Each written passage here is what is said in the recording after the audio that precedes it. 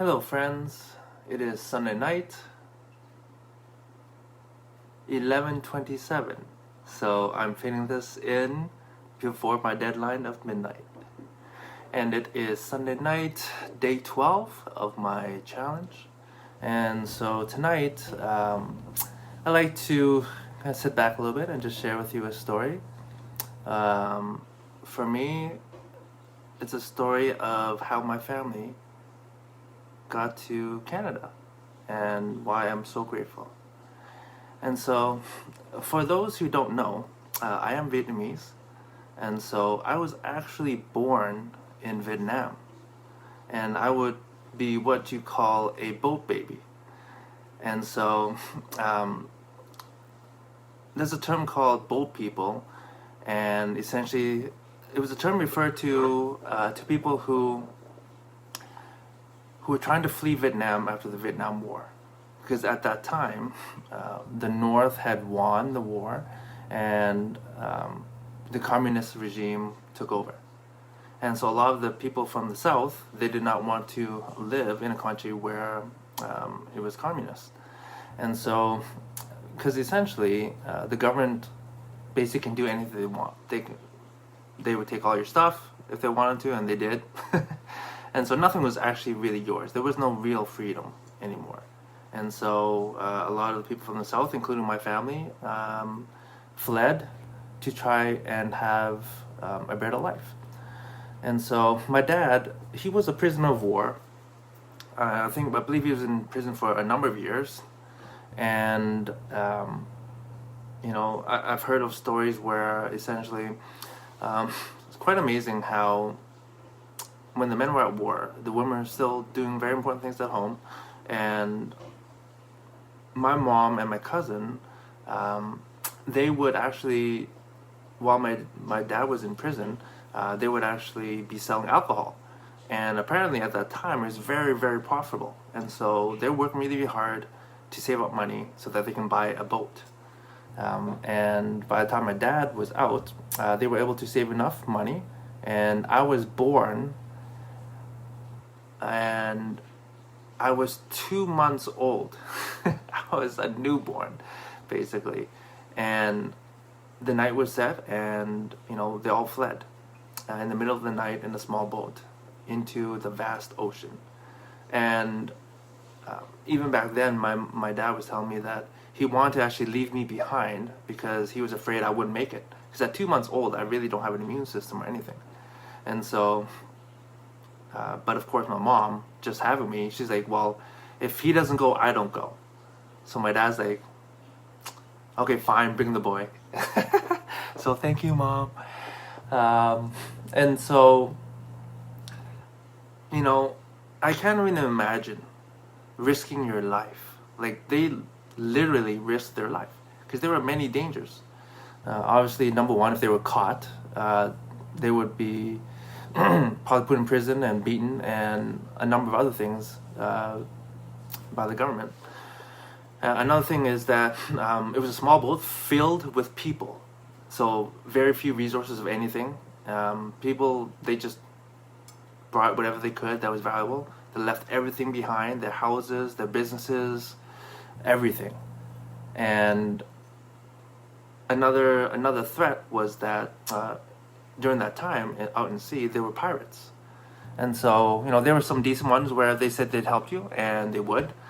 And then there weren't so many other decent ones where they would say they would help, but you just have to give all your valuables, all your gold, all whatever you had.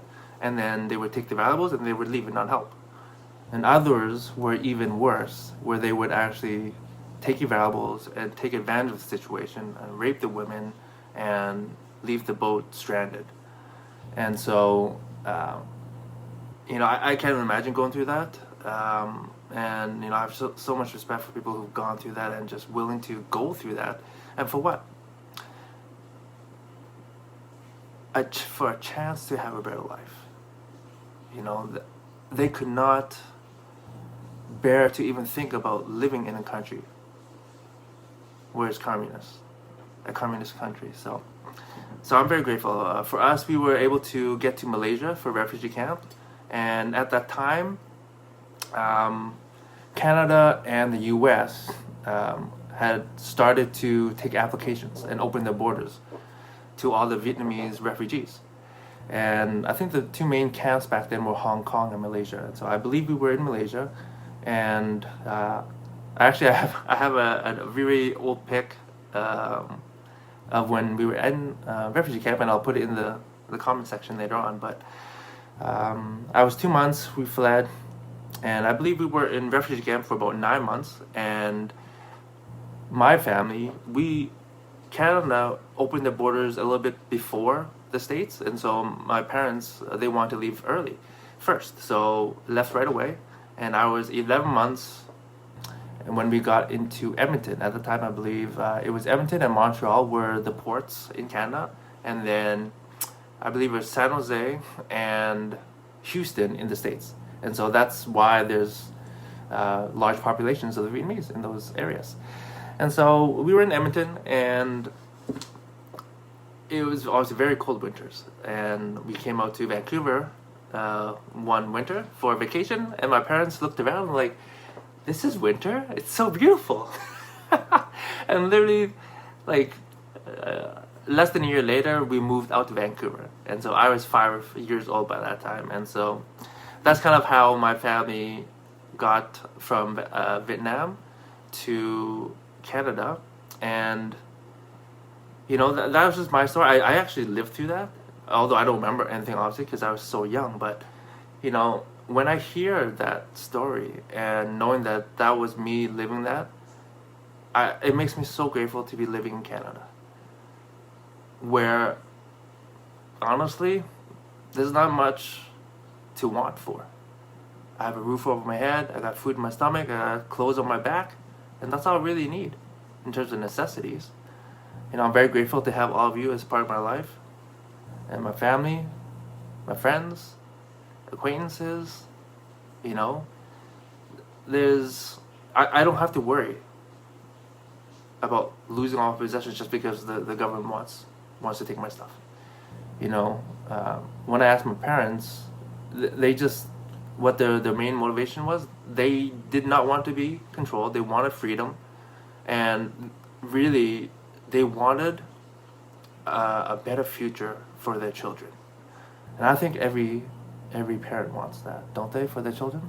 And that was the main dream and motivation for my parents to leave, and for many of the Vietnamese, right? They wanted to be free. And I think sometimes growing up in Canada or US or in a free country, we take that for granted. That, you know I never had to worry about war or being in one. I know I never had to worry about risking my life or my freedoms. Like, wow. And so every day I'm so grateful to be living in Canada.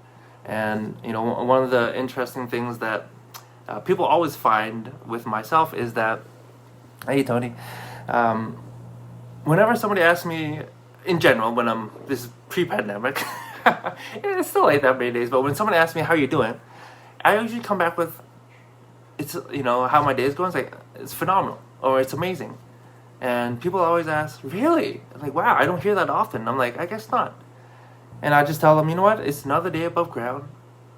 But honestly, living in Canada is amazing, because we have our freedom, we have our health, we have abundance, and not a lot of real threats that we really have to think about, compared to most or much of the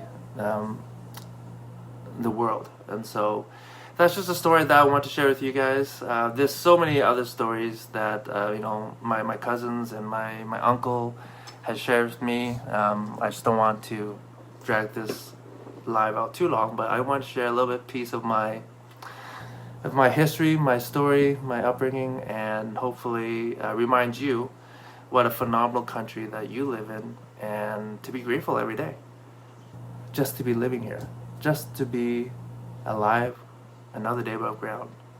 And never lose hope, my friends. Never lose hope. Okay?